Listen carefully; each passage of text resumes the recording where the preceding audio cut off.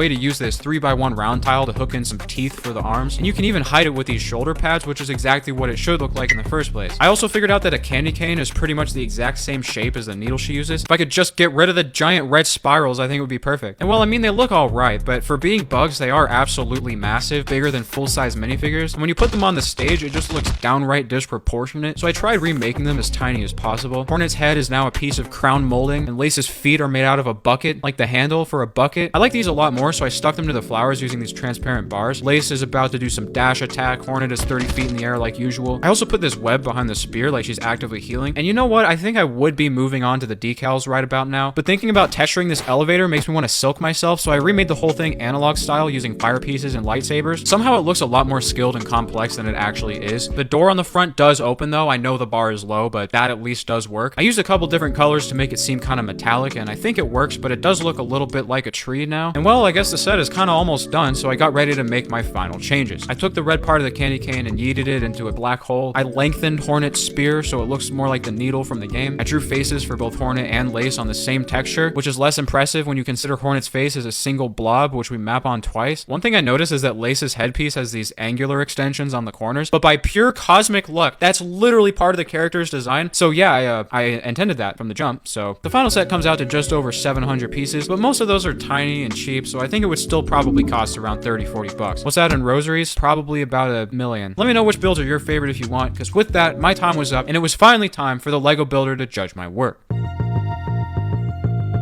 I think it's sick, and it just translates so well to Lego. I think it's super cool how you added the slide. So if this was an actual set, there would be a play feature, which is a good bonus.